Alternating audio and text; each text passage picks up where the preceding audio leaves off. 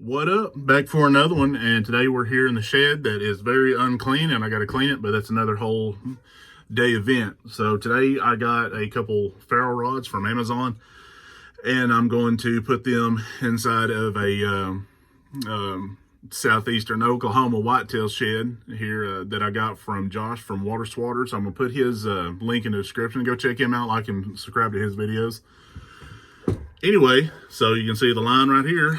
I'm going to cut it off right here, and I'm going to set that ferro rod right here into the middle. So should be an interesting task. I'm going to kind of grind down the edges and make it nice and pretty.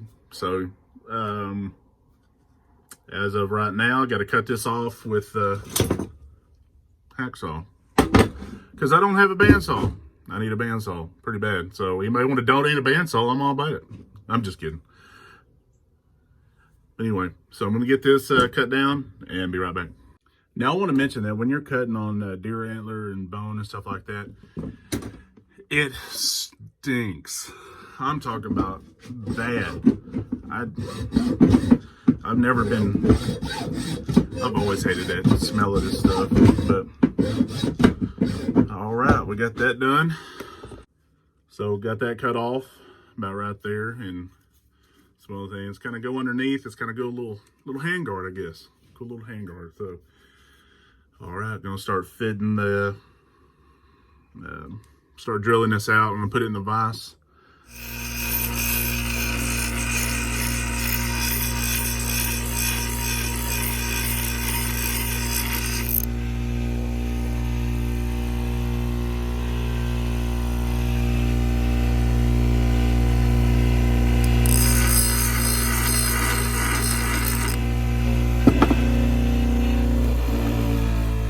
Ground down, kind of smooth out on the top.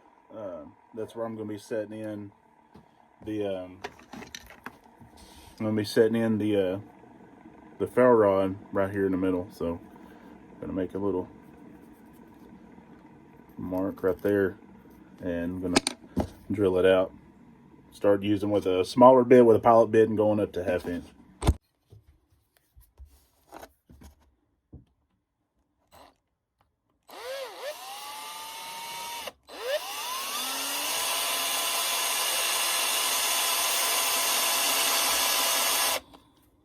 And one thing I want to mention when you're doing this, there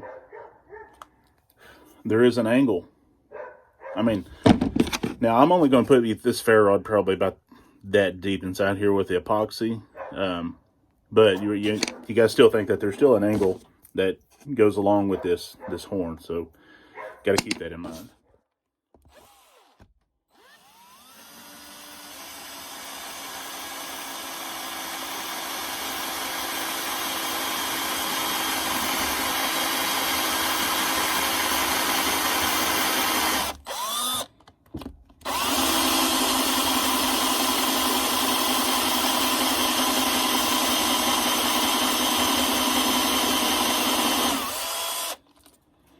So if you can see, I went, I don't know, about 3/4 of an inch to an inch inside. So, and that's only I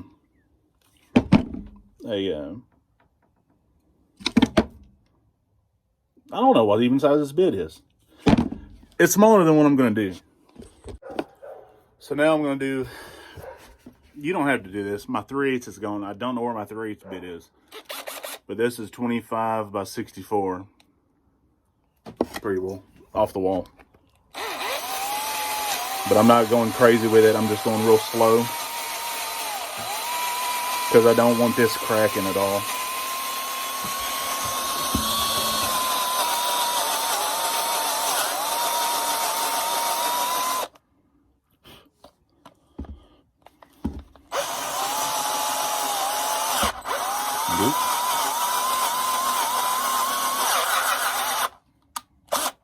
Oh, it's going to be spinning in my drill bit.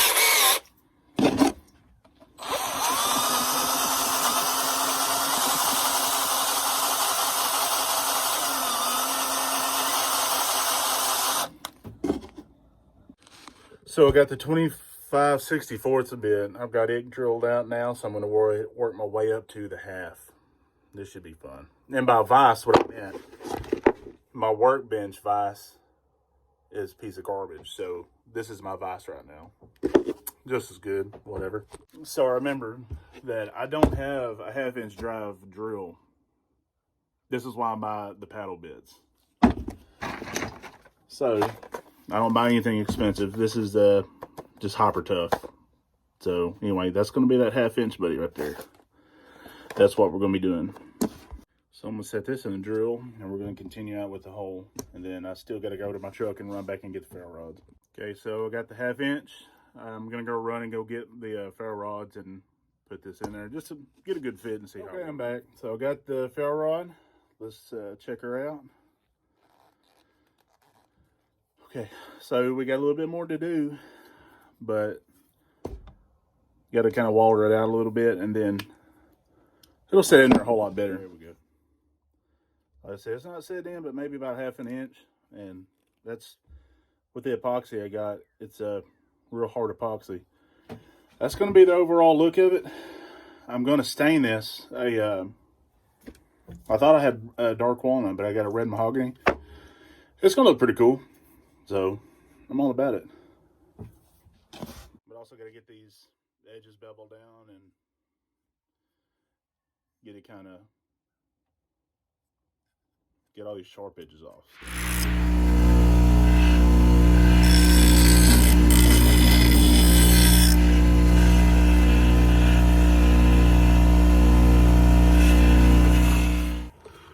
No, I hate the smell. It's so gross. And I'll tell you right now, it is hard. I didn't think about how hard this is going to be to do this in video at the same time.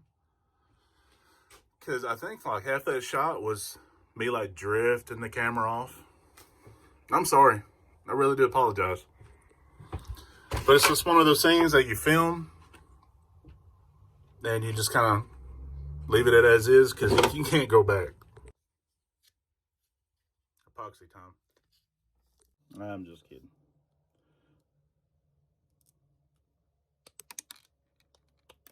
And why, yes, this is a Moroccan Eve. It's the stainless steel blade. It's one of my favorites.